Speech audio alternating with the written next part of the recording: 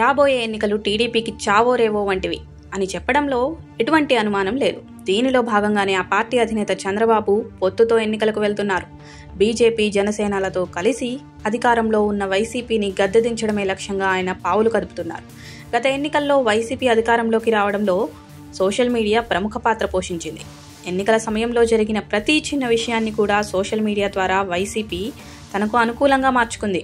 ఇప్పుడు సరిగ్గా ఇదే పనిలో టీడీపీ కూడా నిమగ్నమైనట్లు కనిపిస్తోంది. శాటిలైట్ డిజిటల్ మీడియాలో టీడీపీకి మద్దతుగా పలు ఛానల్స్ ఇప్పటికీ పనిచేస్తున్నాయి. అయితే వైసీపీ మాత్రం సోషల్ మీడియాలో చాలా స్ట్రాంగ్గా ఉంది. వైసీపీతో పోలిస్తే సోషల్ మీడియాలో టీడీపీ ఇప్పటికీ వెనుకబడే ఉంది. దీన్ని గమనించిన టీడీపీ అధిష్టానం పెద్ద ఎత్తున పార్టీకి ప్రచారం చేసేలా సోషల్ మీడియా టీంలను ఏర్పాటు చేసుకుంటుంది. ఇప్పటికే ఐటీడీపీ టీం పార్టీ కోసం పనిచేస్తోంది. దీంతో పాటు మరిన్ని టీంలను టీడీపీ అధిష్టానం రంగంలోకి దించింది.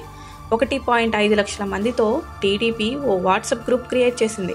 ఈ గ్రూప్లో టీడీపీకి అనుకూలంగా ప్రచారం చేయడంతో పాటు వైసీపీకి వ్యతిరేకంగా పోస్టులు పెట్టడం వంటివి జరుగుతున్నాయి.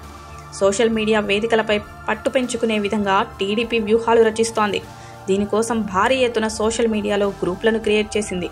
దాదాపు 1,48,313 ఫేస్బుక్, ట్విట్టర్, యూట్యూబ్ మరియు ఇన్స్టాగ్రామ్లలో సుమారు 500 పేజీలు పనిచేస్తున్నాయి. మన టీడీపీ అప్లికేషన్లో దాదాపు 2.5 లక్షల మంది వినియోగదారులు ఉన్నారు.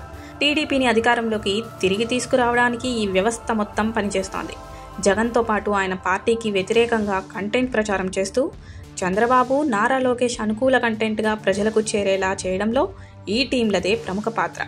వైసీపీకి వ్యతిరేకంగా పనిచేయడంలో ఈ టీంలు కొంతవరకు సక్సెస్ అయినట్టే కనిపిస్తోంది. గత ఎన్నికల్లో వైసీపీ అధికారంలోకి రావడానికి కీలక పాత్ర పోషించిన సోషల్ మీడియా టీడీపీకి ఎలాంటి ఫలితాలను అందిస్తుందో చూడాలి.